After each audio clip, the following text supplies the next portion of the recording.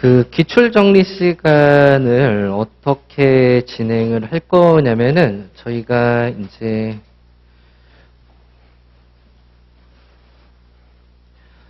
기본에서 틀 그다음에 조금 더 나간 세부 틀까지 완성을 하면은 훌륭하다고 보시면 돼요. 예, 이거를 완성을 하고 오셔야 되는 거예요. 완성을 했으면은 요약 정리반을 했었죠. 압축 정리반이었나요? 자, 똑같죠, 근데. 여기에서는 이제 목차 노트를 활용을 했어요.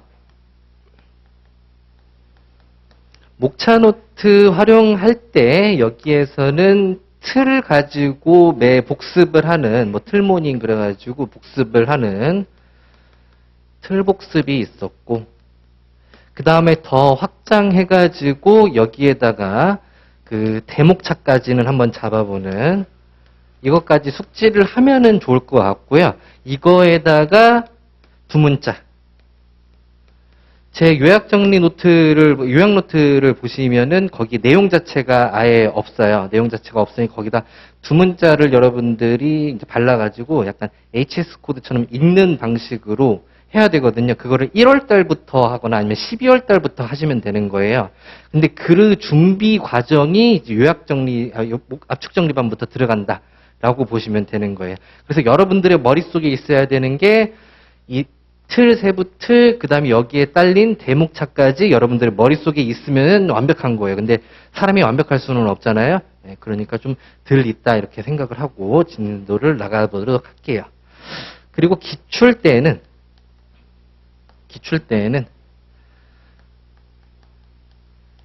나머지 두 문자. 자, 여기에서는 좀 중요한 부분만 두 문자를 땄었어요. 그러고 나서 나머지 부분에서는 기출, 이 2개월 동안에 나머지 부분은 두 문자를 딸 거예요. 굉장히 목차 자체가 빽빽하게 따여져 있기 때문에 두 문자를 다 따고 나면은 거의 책의 모든 내용들이 다 두 문자 형식으로 목차 노트에 들어가 있을 겁니다. 그리고 여기에다가 기출 확인, 그 다음에 유형 확인. 그러면서 시험을 보겠죠? 시험을 보니까 답안 작성 연습이 되겠죠? 그리고 아주 중요한 거는 아니에요. 중요한 거는 아닌데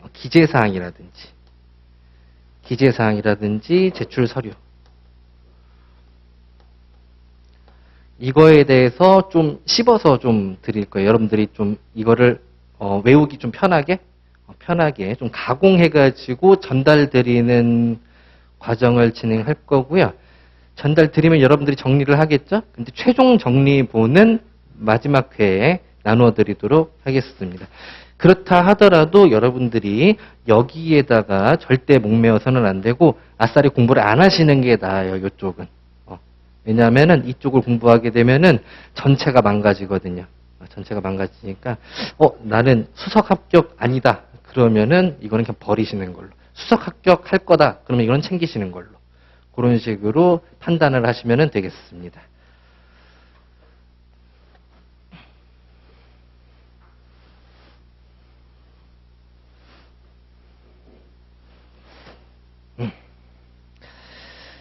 자, 테스트 한 거를 한번 보도록 할게요.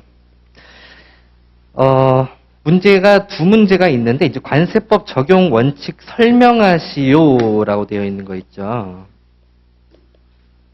설명하시오. 그 다음에 밑에 두 번째 문제는 기술하시오 이렇게 되어 있죠. 이 둘의 차이점이 뭘까요? 여러분들이 생각했을 때 이 두 개의 차이점은 전혀 없다라고 생각하셔야 돼요. 네, 수험생 중에 누구도 설명할 수는 없어요. 그러면 설명하시오, 논하시오가 나왔다? 그러면 나는 기술하시오로 받아들인다라고 생각하시면 되겠습니다. 그래서 법률에 있는 거를 다 발라내는 경우로. 예전 같으면은 뭐 설명하시오, 논하시오를 했으면은 뭐 설을 쓰거나 의의를 쓰거나 요것만 추가하고 나머지 내용은 다 법률을 발랐었거든요. 과거에 시험 보신 분들도 다 설명을 하거나 논한 적은 한 번도 없습니다. 예. 다른 시험도 마찬가지예요. 이런 것들은 다 외워서 쓰는 거지 그때 생각해낸다? 있을 수가 없는 일이에요. 그리고 생각이 난다 하더라도 쓰시면 안 되겠습니다. 왜 안 돼요? 잘못된 답안을 쓸 가능성이 너무나 높기 때문이에요. 예. 내가 이해를 못하고 있습니다를 알려주는 거랑 마찬가지죠. 자, 법 적용의 원칙에 대해서 설명하시오. 자, 1번 같은 경우에는 목차를 어떻게 구성을 하면 좋을까요? 단순하죠. 그렇죠? 단순하죠.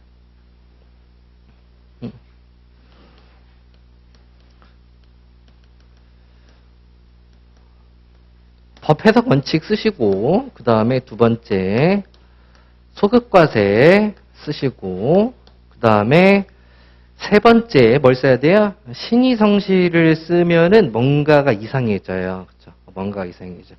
신의성실 원칙 같은 경우에는 부가원칙이라고 되어 있거든요. 국세기본법 같은 경우에는. 그래서 부가원칙에 해당하기 때문에 적용원칙에는 해당하지 않아요. 그래서 세 번째는 재량의 한계가 들어가야 됩니다. 그리고 마지막으로 신의성실 써주시면 돼요.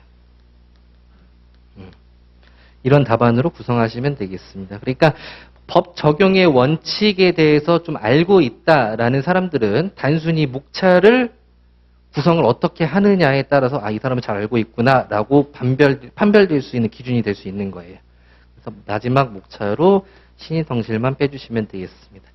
자, 법 해석의 원칙 같은 거, 뭐 이런 것들을 혹시 설명을 하신 분 있나요? 설명하는 거 없죠? 그럼 어떻게 해야 돼요? 법조문에 있는 것만 그대로 다 발라주시면 되는 거예요. 이 법을 해석하고 적용할 때는 뭐 과세 형평이라든지 해당 조항의 한목적성, 뭐 부당침해에서는 안 된다.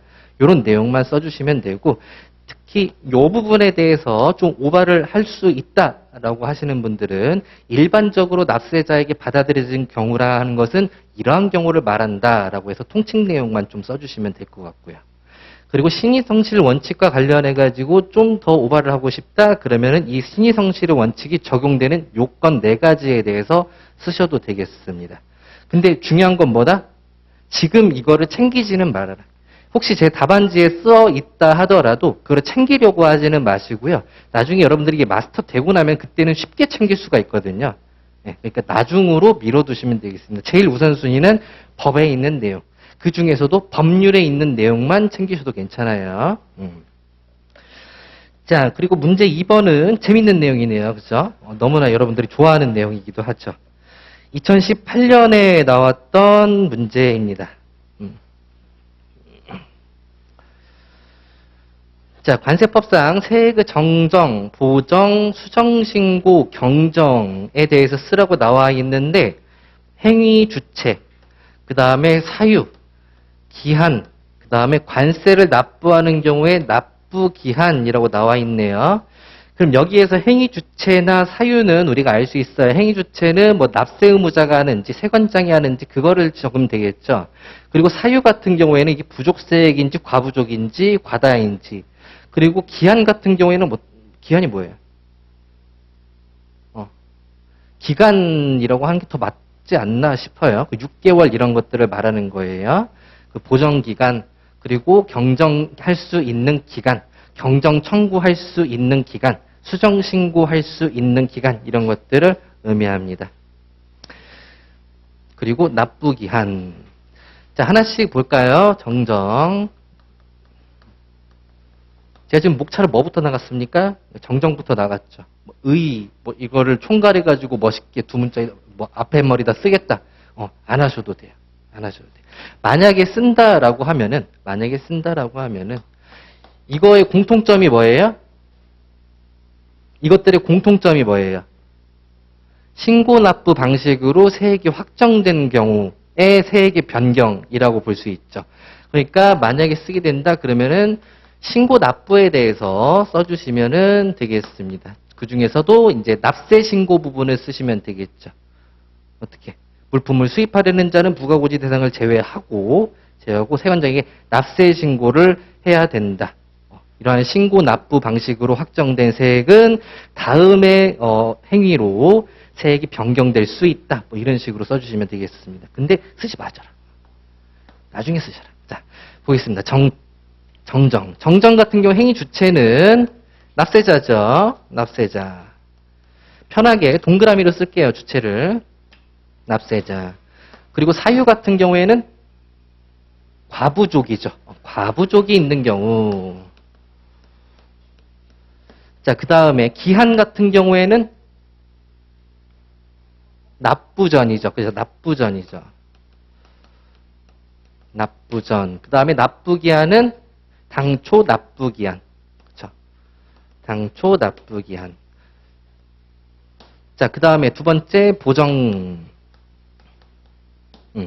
보정 같은 경우에도 뭐 보정이자 이런 것들을 쓰셔도 되겠지만 그것보다 항상 여기에 맞춰가지고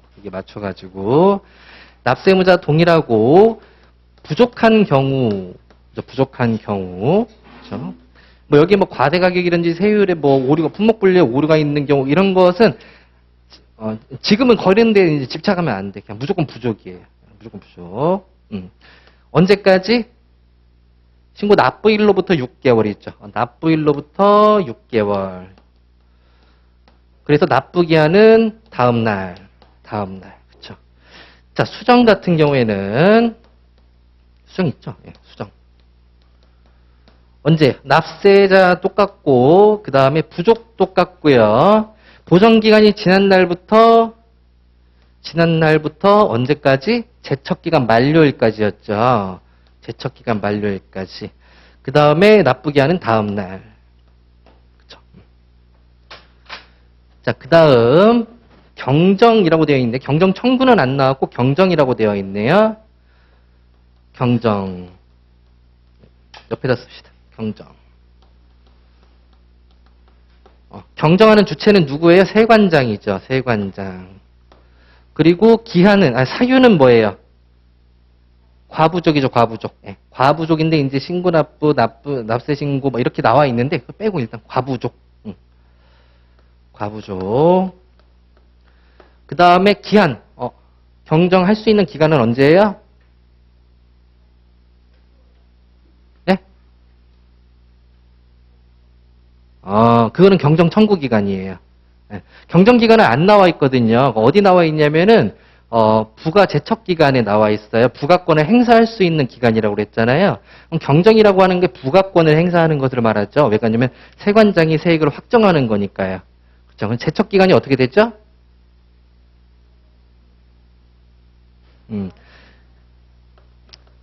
납세 의무가 성립된 다음 날이라고 쓰시면 돼요. 납세 의무가 성립된 다음 날 이렇게 쓰시면 돼요. 부터 언제까지? 5년. 만약에 더 쓴다고 하면은 뭐 부정한 방법으로 포탈했거나 감면 환급을 받은 경우에는 10년까지 늘어나더라. 이렇게 쓰시면 되겠죠. 그게 기간이 되겠죠. 그 다음에 기한했고 관세를 납부하는 경우 납부기한은 어떻게 됩니까? 경정 결정을 한 경우에는 경정통지서를 교부를 하죠. 경정통지서를 교부를 하는데 부족세액이 있으면 납부고지서를 발급을 하죠. 그러니까 납부고지서를 받은 날부터 15일이라고 쓰시면 되겠죠. 네. 이렇게만 쓰시면 돼요. 네. 그럼 몇 점을 맞겠습니까? 한 15점, 16점 이렇게 맞는다고 생각하시면 돼요. 15점, 16점. 만점에 가까운 거예요, 그게.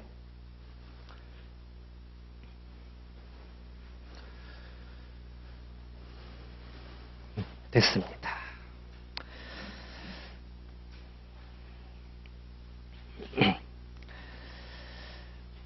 자, 관세법, 이번 시간부터는 여러분들이 이제 예습을 해오셨는지는 모르겠지만, 이 시간이 복습 시간이 좀 되셔야 돼요. 그래서 예습을 해오신 다음에 기출문제를 보면서 복습하면서 내가 챙겨야 될 거 조금 더 챙기고, 이런 느낌으로 가시는 게 좋겠습니다. 그러니까 앞으로는 예습을 좀 해오세요. 3시간씩 밖에 안 되니까. 근데 일주일에 8분의 1 범위씩 나간다는 게 쉽지가 않죠. 쉽지가 않아요. 그러니까 대충 해오시면 되겠습니다. 대충. 공부는 대충 하는 거예요. 자, 문제 1번. 관세법상 세관장이 징수하는 가산세의 종류. 체크를 해야 되는 거. 가산세의 종류. 내국세는 제외한대요. 내국세에 가산세도 있으니까요. 자, 부과 방법. 경감률과 부가의 예외. 자, 경감률이라는 표현이 나왔어요. 경감률이라는 표현이 나왔어요. 그리고 부가의 예외 등에 관하여 설명하고 과태료와 비교하여 가산세 제도의 문제점에 대하여 논하시오라고 되어 있네요. 그러니까 우리는 여기까지 이거를 기술하고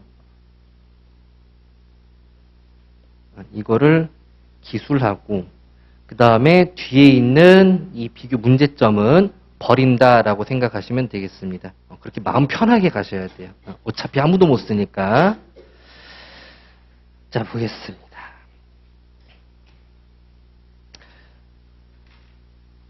잠깐만. 바로 보면 안 되지. 자, 그러면 여러분들이 써야 될 게. 목차, 나 주어졌죠? 가산세, 종류. 이거는 쓸 수 있겠죠. 만약에, 쓸 수 있다, 없다를 여러분들이 판단을 할 때, 지금 내가 당장 쓸 수 있냐, 없냐를 판단하는 것이 아니고, 내가 앞으로 계속 공부를 하면 이 정도는 커버가 된다라는 걸 추측을 한번 해보시면서 써야 돼요. 그렇게 따지면 가산세의 종류 정도는 여러분들이 충분히 커버가 돼 있는 상태겠죠. 최종적으로는. 종류. 어떤 거 있어요?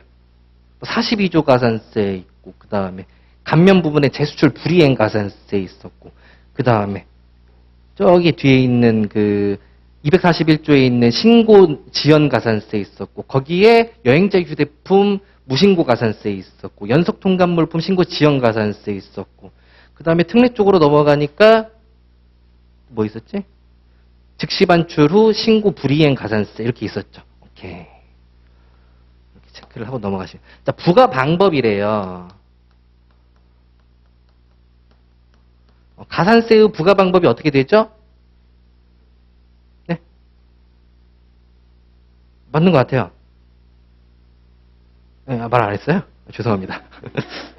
네, 한창 부가 방법은 따로 이렇게 나와 있지가 않고 제 1장 부분에 나와 있거든요. 1장 1, 2, 3조, 3조, 4조. 4조에 보면은 사망 부분인가? 사망. 4조의 사망 부분 보시면은 뭐 가산세라든지 강제 징수비라든지 이런 것들의 부가징수는 관세의 부가징수 규정을 적용한다라고 되어 있어요. 그러니까 여기다가 쓸 내용은 뭡니까? 관세의 부가징수 규정을 적용해서 부가징수한다라고 쓰시면 되겠습니다. 자, 그 다음에 경감료라고 부가의 예외라고 써져 있네요. 기출 연도를 보니까 2008년도예요. 그래서 제가 2008년도를 찾아봤더니 경감료라고 부가의 예외가 별도로 나와 있어요. 근데 이것들이 다 뭘로 합쳐졌어요? 이거는 감면으로 합쳐졌어요. 그래서 이거는 감면이라고 생각하시면 되겠습니다. 앞으로 나오게 되면은 감면에 대해서 쓰라고 나오겠구나 라고 생각하시면 되겠어요. 그래서 세 번째는 감면. 감면 내용 다 암기하고 계신가요? 그래서는 안 돼요. 그렇게 지엽적으로 막 뭘 암기하고 있으면 안 돼요. 지금은 전체적으로 흐름을 파악할 줄 알아야 돼요. 자, 감면 같은 경우에는 구조를 나눠볼 수가 있어요. 전액 감면하고 그 다음에 징벌적 가산세의 감면하고 이자 부분 가산세가 있어요. 이렇게 세 개의 구조로 나눠볼 수가 있거든요. 그렇죠? 그래서 이 전액 감면 같은 경우에는 뭐 4개가 있더라. 어떤 거 있죠? 수리 전에 납부해가지고 수리 전에 수정 신고를 한 그런 경우가 있었죠. 그 다음에 잠정 가격 신고를 한 물품 같은 경우, 그리고 국가지자체 정당한 사유가 있는 경우, 이런 경우가 있었죠. 그런 경우. 징벌적 성격의 가산세를 감면해 준다는 게 무슨 말일까요? 10% 그거를 감면해 준다는 거예요. 가산세의 구조가 10%, 부족세액의 10%를 감면하는 거 있고, 부과하는 거 있고요. 그 다음에 플러스 이자를 부과하는 게 있잖아요. 이자 같은 경우에는 이제 부족세 곱하기 기간에다가 이자율 이런 식으로 구성되어 있는 거. 그 중에서 이거를 감면한다는 게 이제 징벌적 성격 가산세를 감면한다라고 보시면 되는 거예요. 자, 그리고 이자 부분 가산세는 역시 이 부분 감면한다. 이자 부분 하나밖에 없죠. 하나밖에 없어요.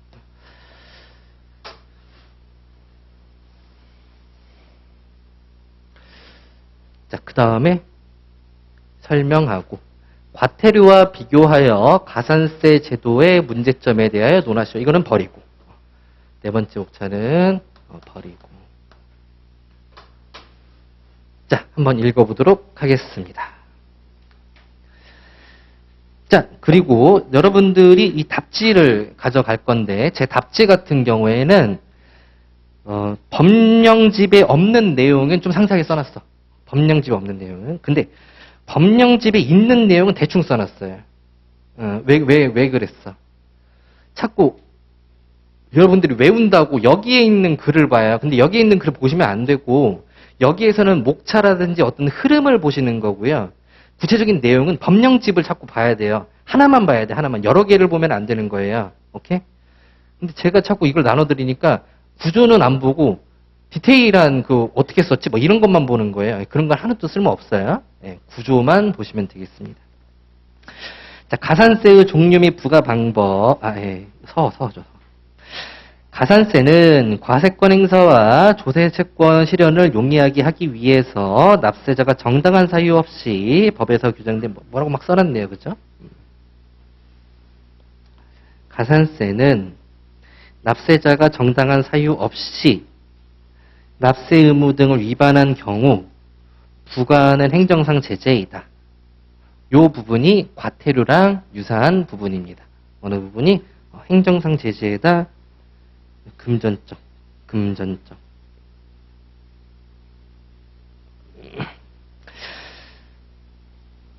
가산세는 조세법상 협력의무 위반에 대한 부과하는 금전적 제재이며 이 부분은 이제 국세기본법에서 따온 내용이에요. 그리고 세금의 형식으로 부과된다라고 하면은 가산세는 관세에 목으로 한다. 세목은 관세로 한다라고 하는 내용이 있죠. 보칙 부분에.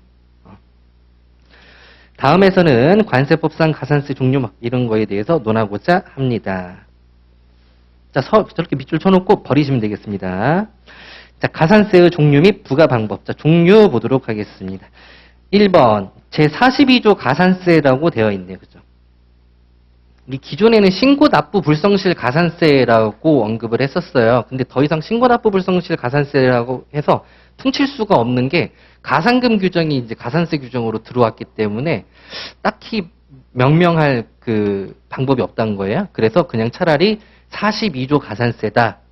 42조 1항의 가산세다. 이렇게 명명을 저는 하고 있어요. 자, 그래서 1번 목차를 제 1항의 가산세. 1항의 가산세. 자, 1항의 가산세는 이 미납부세액 징수 그리고 부족세액 징수 시 추가해가지고 가산하는 거죠. 추가해가지고. 자, 미납부세액이라고 하는 것은 뭐예요? 납부기한까지 납부하지 않은 세액을 미납부세액이라고 하는 부족세액은. 그렇죠. 수정하거나 경정하는 그 세액을 부족세액이라고 하죠. 그렇죠. 성립된 세액보다 확정이 부족하게 됐으니까 재확정할 때 수정이나 경정이란 방법으로 하죠. 자, 그리고 1호 그다음 1항 동그라미 1, 동그라미 2. 이거는 여러분들이 숙지를 하시면 되겠습니다. 자, 그다음에 부당한 방법. 바로 1번에 대한 보충적인 내용인 거죠. 만약에 저게 부당한 방법으로 신고가 되었다라고 하면은 부족세액의 40%에다가 위에서 언급한 이자를 부과한다. 자, 부당한 방법의 이조은 부자 암기식 모르시면은 챙겨가시면 되겠고요. 자, 그 다음에 3번, 괄호 3번에 무신고 가산세라는 게 나오네요. 이 사망에 있는 내용이죠. 여기에서 중요한 거는 이 법제 16조 제11호의 물품이라는 것을 반드시 써주셔야 돼요. 무신고한 물품이라고 언급하게 되면은 법제 16조 제1호부터 마지막 11호까지 전부 다를 지칭하게 되는 거거든요. 예외적인 과세물건 확정식이라고 하는 게 신고 없이 수입 사실이 발생한 경우로 말하죠. 그러니까 무신고라고 쓰게 되면 그게 전부 다 해당하기 때문에 11호만 언급을 해주셔야 되겠습니다. 자, 그리고 다만이라고 그래가지고 여행자 휴대품에 대한 무신고 가산세는 빠지도록 하고 있죠. 그리고 여러분들이 주의해야 될 점이 정당한 사유 시 제외한다라는 점을 좀 빼먹고 안 쓰시는 분이 있어요. 제가 지금 여기서 쓰고 있는 감면 규정이 있죠. 가산세 감면. 이거는 어디에 대한 감면이냐면은 42조 1항 가산세 있죠. 42조 1항 가산세에만 적용되는 감면 규정이에요. 사망에 있는 감면 규정은 없어요. 없는데 정당한 사유가 있는 경우에는 면제를 해주니까 무신고 가산세에서는 정당한 사유가 있으면 괜찮구나라고 하시면 되겠습니다. 자, 계산식 보시면 되겠고. 그 다음에 재수출 불이행 가산세. 여기는 한도가 있죠. 한도가 있어요. 관세의 20%. 자, 그 다음에 법제 241조 가산세. 여기는 수입 반송과 관련돼 가지고 지연을 했다. 30일 이내에 안 했다. 불이행했다. 그럴 때는 과세 가격이 2%에 상당하는 금액의 범위에서 대통령령으로 정하는 금액을 하는. 여기서 특징이 과세 가격이라는 부분이 특징이죠. 왜? 가산세 같은 경우에는 관세 몇 퍼센트 이런 식으로 과표가 잡혀 있는데 여기는 과세 가격을 과표로 잡고 있다는 점이 특징입니다. 연속 통관 물품 마찬가지. 그리고 여행자 휴대폰 등 면세. 채관장은 납부한 세액의 20%는 이사 물품에만 적용되는 거죠. 나머지 40%나 60%는 면세 범위 초과한 여행자 휴대품에 대해서만 적용을 합니다. 자, 그리고 수입 신고 불이행 가산세. 잠깐만요. 제목에다가는 이거 하이라이트 항상 쳐줘야 돼요. 자, 수입 신고 불이행 가산세. 즉시 반출 신고한 날로부터 10일 이내에 수입 신고해야 되는데 안 하면은 관세를 부가 징수한다. 이때 관세의 20% 가산세를 징수한다. 여기에서 잠깐만. 여기다가 만약에 더 추가를 한다면 500만 원 한도 이것까지 같이 챙겨가시면 좋을 것 같습니다. 과태료 성격이니까. 자, 부과 방법은 가산세 부가징수 환급에 대해서는 관세법 중 관세 부가징수 환급에 관한 규정을 적용한다. 이것도 준용한다로 쓰시면 안 돼요. 적용하고 준용하고 차이점이 뭐예요? 그대로 갖다 쓴다. 좀 바꿔서 쓴다. 바꿔서 쓰면은 그게 준용. 적용은 그대로 갖다 쓴다라는 거예요. 그러니까 두 개가 다른 말이죠. 자, 그리고 3번 가산세의 감면. 아까 제가 언급한 것처럼 감면을 3개로 나눠놨죠. 감면을 3개로 나눠놨습니다.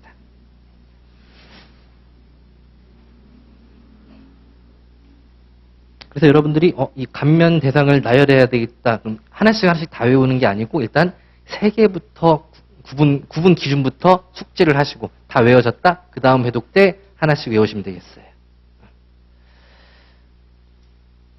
감면 사유. 여기는 법제 42조 1항 가산세액에 대해서만 적용되는 규정이다. 전액 감면, 신고 불성실 가산세 감면, 이자 성격 가산세 감면. 자, 그리고 감면 절차도 있습니다. 감면 절차 같은 경우에는 보정이자 면제 신청 규정을 따라가죠.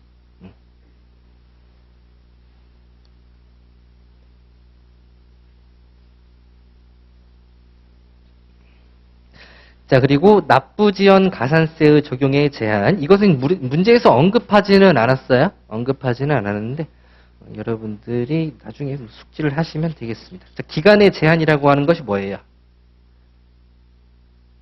기간의 제한. 납부지연 가산세 적용의 제한이라고 언급을 했잖아요. 그러니까 납부지연 가산세라고 하는 것 중에서도 미납부세액에 대한 걸 언급한단 말이에요. 그러니까 이 부분이 만약에 고지일이다라고 하면은 이때가 15일, 납부기한이 경과했죠.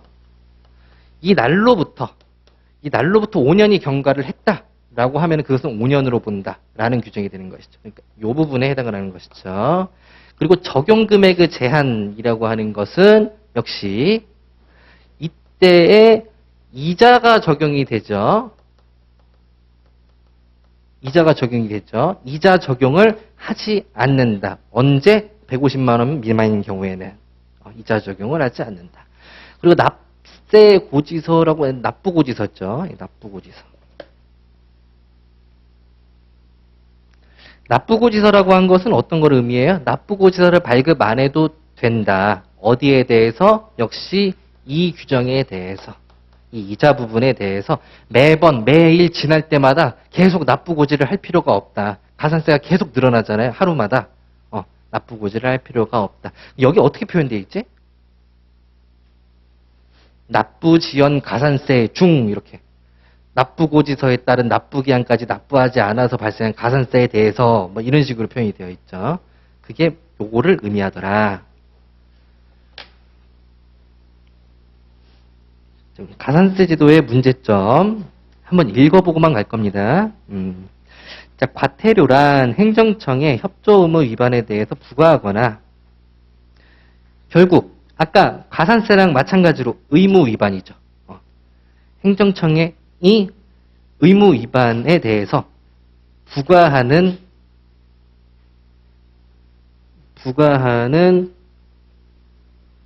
금전적 제재죠. 자, 그리고 가산세는 의무 위반에 대한 금전적인 제재라는 점에서 과태료와 유사하죠. 그렇죠? 유사하죠.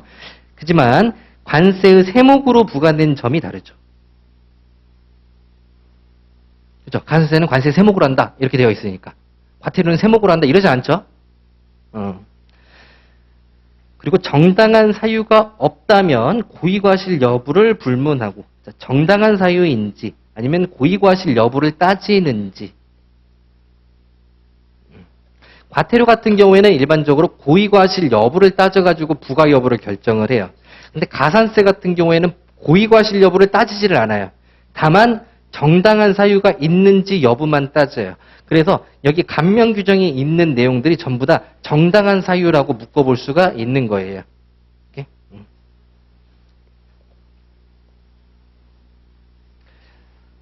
자, 가산세 제도의 문제점, 관세 상한이 없다. 상한이 없다.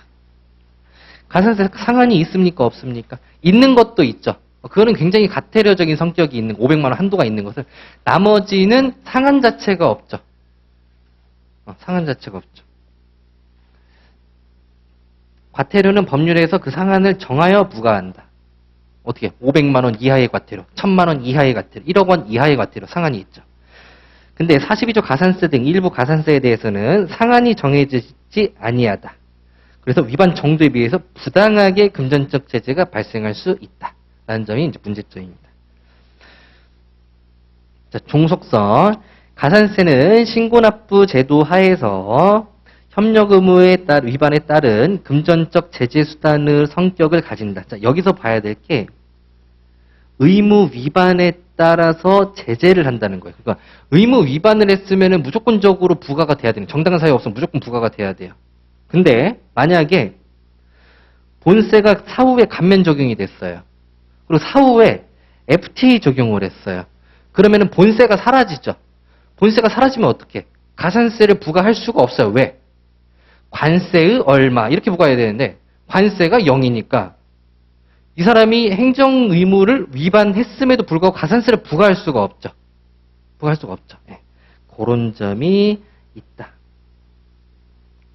불이행이 존재하였으나 본세가 소멸하거나 애초에 존재하지 아니하여 가산세가 부과하지 않을 수 있다. 이렇게 한번 보시면 되겠습니다. 자, 이런 식으로 수업을 진행하도록 하겠습니다. 답안지에 내용이 굳이 없더라도 별 상관은 없으시겠죠? 네, 불안해하지 마시고 모르면 외워서 써야죠. 어떻게? 그렇죠? 네, 모르면 외워서 써야죠.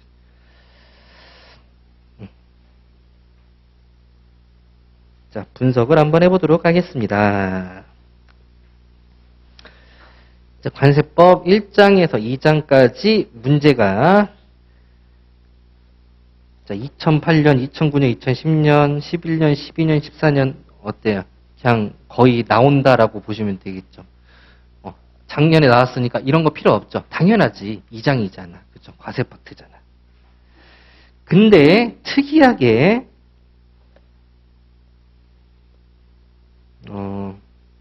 이건 하나 말씀드리고 할게요.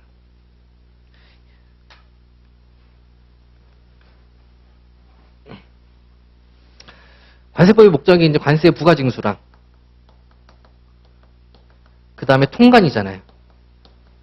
가장 중요한 파트를 굳이 꼽아보자면 어디 부분이 되겠어요? 2장 세법 파트, 그 다음에 5장, 나머지 뭐 3장하고 4장 같은 경우는 세율하고 감면이니까 이 내용 중에서 너무 구체적인 내용이잖아요. 원래 잘 안 나오는 파트예요. 그리고 6장부터 13장까지는 어느 파트가 중요해? 제일 중요하다. 그럼 9장이죠. 9장 통관 파트. 그래서 지금까지 2장, 5장, 9장 중에서 이거 3개 중에 아무것도 안 나온 해가 없었어요. 없었어. 작년에는 그랬어요. 작년에는 이거 3개 중에 아무것도 안 나왔어. 여기에서 한 5점 분량 나왔나? 요 정도. 그래가지고 여러분들은 이번에는 꼭 2장, 5장, 9장에서는 반드시 나온다. 반드시 나온다. 너무 당연한 말이지. 공부를 안 하진 않겠지. 그렇다.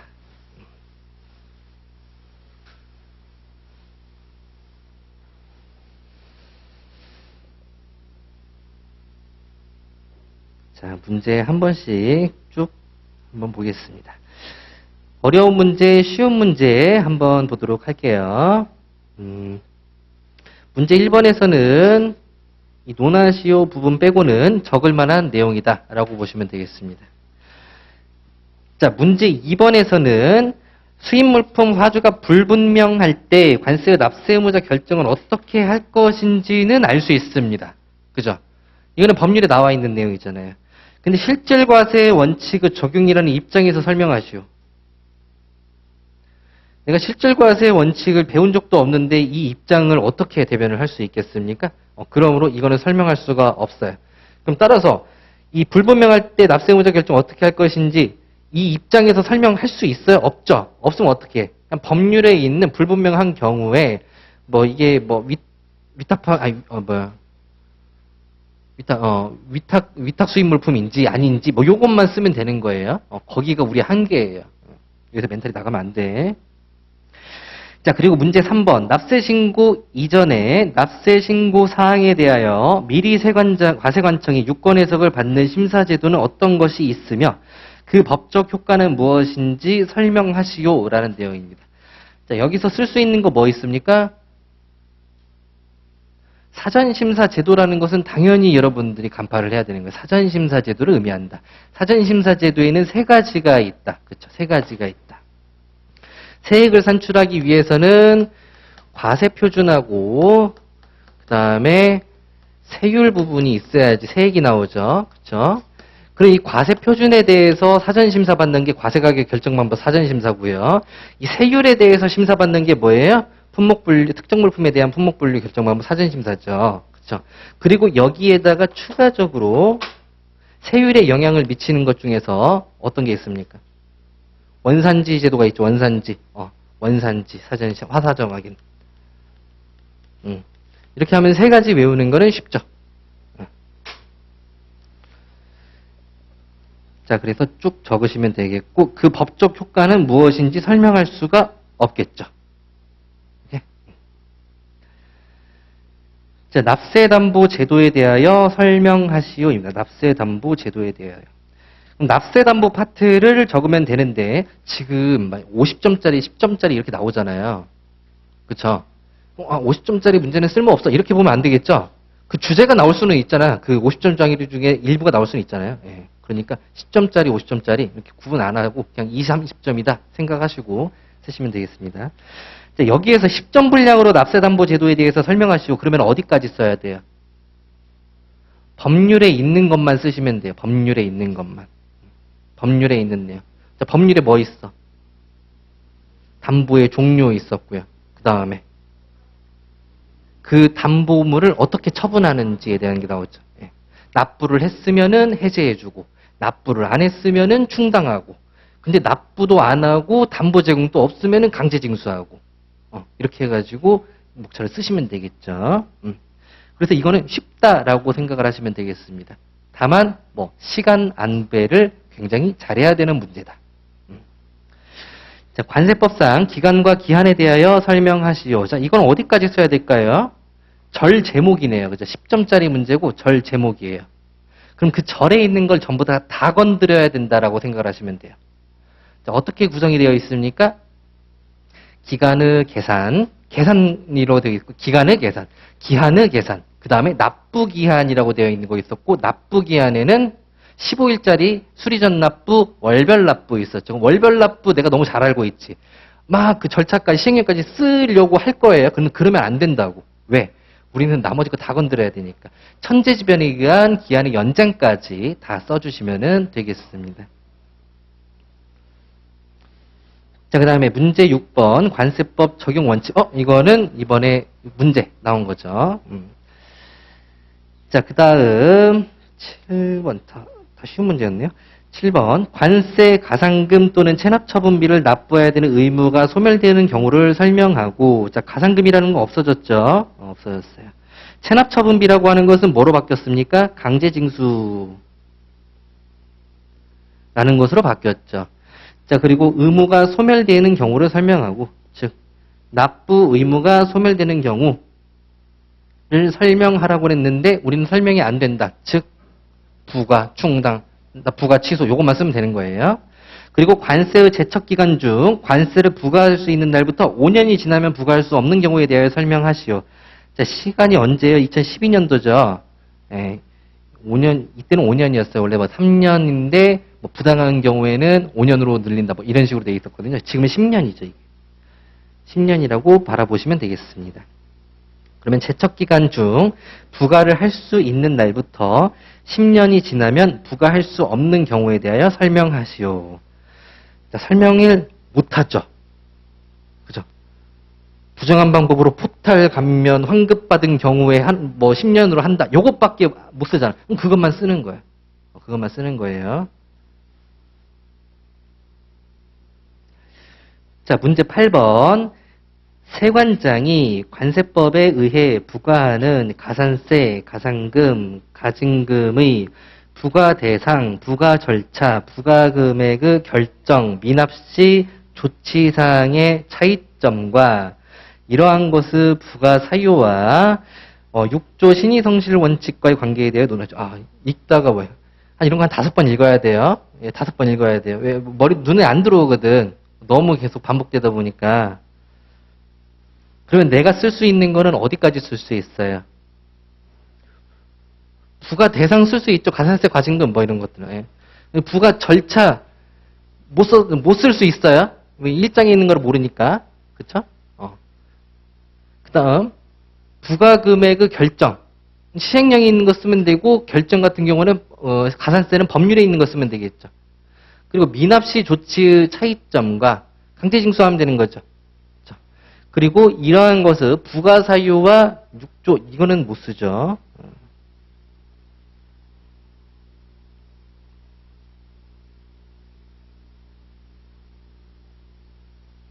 관계에 대해 논하시오. 알 수가 없습니다. 이거를 알려면은 신의성실 원칙에 대해서 빠삭하게 알고 있어야 되겠죠. 한 가지 팁을 드리자면은 신의성실 원칙이라고 하는 것이 납세자 또는 세관장이 자기의 의무를 성실하게 이행해야 되는 것을 의미하는 거죠. 근데 납세 의무자가 자기 의무를 성실하게 이행을 안 했어, 그러면 행정제재가 있어요. 그죠? 행정제재가 있어요. 따라서 신의성실 원칙을 납세자한테 주장할 수는 없어요. 왜? 하는 경우가 드물어. 애초에 행정제재할 수 있는 규정이 만들어졌기 때문에. 그래서 신의성실 원칙은 누구한테 주로 적용이 되냐면은 세관장한테, 과세관청한테 적용이 돼요. 얘가 과세관청이 이렇게 말을 했는데 갑자기 나한테 소급해가지고 다른 부과를 한다고 한다더라. 그러면 신의성실 원칙에 위반된다. 이렇게 주장을 하는 거거든요. 그런 내용을 쓰면 되는데 무리죠. 무리예요. 문제 9번. 관세법상 과세 요건을 간략히 설명한 후 엄청 어려운 문제예요. 엄청 어려운 문제예요. 납세의무자, 의의, 원칙적 납세의무자, 특별납세의무자, 경합납세의무 확장 및 취지에 대하여 논하시오. 자, 취지는 쓸 수가 없을 것이고. 자, 간략히 설명하라고 했는데 지금 16조부터 계속 14조부터 계속해서 쓰려면은 엄청 양이 많죠. 어디까지를 내가 재단에서 써야 될지가 정해져 있지 않기 때문에 막 들쭉날쭉 이렇게 쓸 수밖에 없어요. 그러다 보면은 과세 요건에서 시간을 다 빼먹거든요. 그러고 나면은 납세 의무자를 쓸 시간이 없게 되는 경우가 생겨요. 그래서 상당히 난이도가 있는 문제라고 보시면 돼요. 근데 이렇게 과세 요건을 간략히 설명하는 것들은 준비를 할 필요가 있어요. 예를 들어서 관세법상 감면 규정을 간략하게 설명한 후, 보세구역의 종류를 간략하게 설명한 후, 이런 것들이 있거든요. 그런 것들은 따로 준비를 해 놓으시면 좋을 것 같습니다.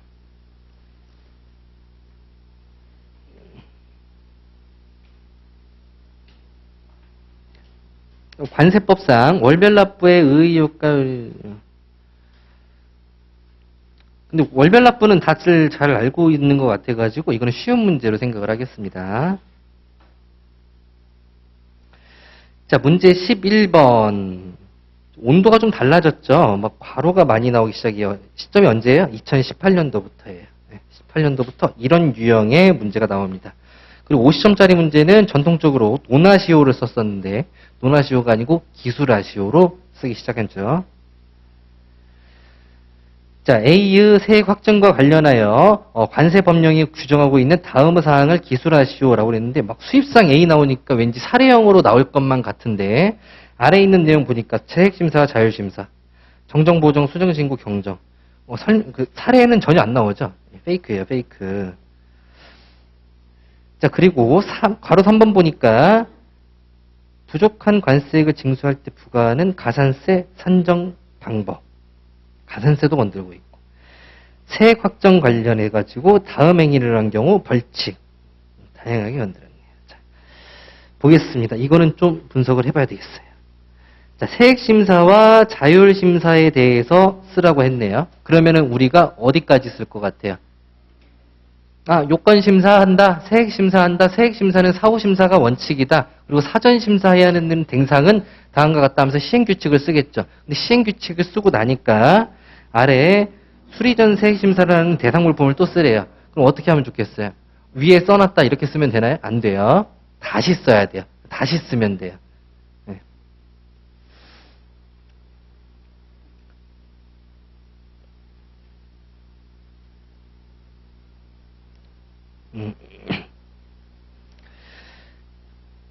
자, 그리고 괄호 2번 같은 경우에는 제가 지금 기출한 그 문제죠. 자, 그리고 세액 확정, 다음 행위를 한 경우 관세법상 규정하고 있는 벌칙. 이걸 맞춰볼까요? 재밌겠네, 이거는. 반괄호 1번은 뭐예요? 명의대여죄죠, 명의대여죄. 명의대여죄. 반괄호 2번은 힌트가 여기 있죠. 보정 신청하고 수정 신고한 경우. 그럼 관세 포탈이라고 쓰는 순간 틀리는 거죠. 네, 가격 조작죄죠. 자, 그 다음에 괄호 3번. 보정 신청 또는 수정 신고를 할 때 관세법에 따라서 뭐 이러한 사항을 허위로 신청하러 신고한 경우래요. 자, 우리가 익숙한 범죄입니까? 우리가 익숙한 범죄가 아니죠. 벌칙에 이 내용이 없잖아. 그러면은 허위 신고죄하고 과태료 둘 중 하나예요. 근데 과태료는 벌칙이 아니거든요. 근데 여기서 벌칙이라고 하고 있죠. 그러니까 이거는 무조건 허위 신고죄라고 봐야 되는 거예요. 네.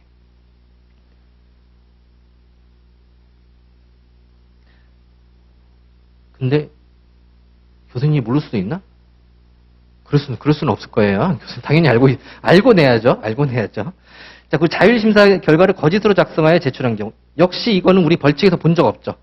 그러니까 허위신고죄 과태료 중 하나다. 허위신고죄다.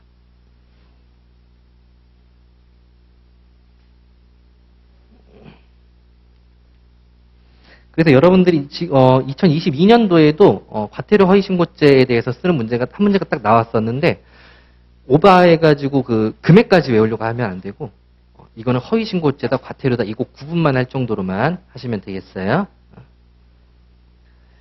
자, 문제 12번. 현행관세법령은 채권 확보를 위해서 가산세 제도, 담보 제공 제도, 기타 채권 확보 장치를 두고 있다. 이와 관련해서 다음 물음에 답하시오. 사람들이 뭐 멘탈이 나갔었어요. 왜? 가산세 부과 사유가 10가지나 있었다고 라고 생각을 하기 때문이죠. 물론 저도 이거의 정확한 정답이 뭔지를 전혀 모릅니다. 하지만 10가지로 쪼개보기는 했었어요. 네, 근데 저한테 만약에 시험장에 갔는데 나한테 이 문제를 줬어. 그럼 내가 똑바로 적을 수 있겠어? 못 적죠. 네, 못 적죠. 굉장히 고심이 필요한 거라서 여러분들이 기존에 준비했던 대로 그냥 쓰는 게 가장 최선이었다고 생각을 하시면 돼요. 자, 42조 가산세율 3가지. 가산세율 3가지라고 하면은 뭐 10%, 40%, 20%, 40% 이렇게가 있는데 이거를 어떤 식으로 쓰라는 거야? 되게 애매한 문제예요. 되게 애매한 문제. 그리고 가산세 감면 사유 5가지. 5가지라고 하는 거는 그냥 뭐 8개인가요? 8개 중에서 5개 쓰죠. 이걸로 받아들이시면 되겠습니다. 그리고 담보 제공 사유와 담보의 종류를 각각 5개 쓰시오. 담보의 종류 5개 쓰래요. 쉽죠? 담보 제공 사유도 뭐 월별 납부, 분할 납부 이런 거 쓰면 되잖아. 이런 것도 쉽죠. 자, 기타 채권 확보를 위한 제도적 장치 5가지를 설명하시오. 어떤 게 있어요? 체납자와 관련된 것만 떠올려도 5가지는 나오거든요. 자료, 정보 제공이라든지, 감치라든지, 명단 공개라든지, 출국 금지라든지 이런 것들이 있죠. 쓰시면 되겠고. 그리고 마지막 문제 13번. 징수권 소멸시효 중단 사유 5개 쓰시죠. 공고압 교통경, 네. 그 5개 그냥 쓰면 되는 거예요. 네. 이것도 이제 문제라고 냅니다. 네. 대단해요. 네. 자, 이렇게 보고 다음 시간에는 해설 한번 해보도록 하겠습니다.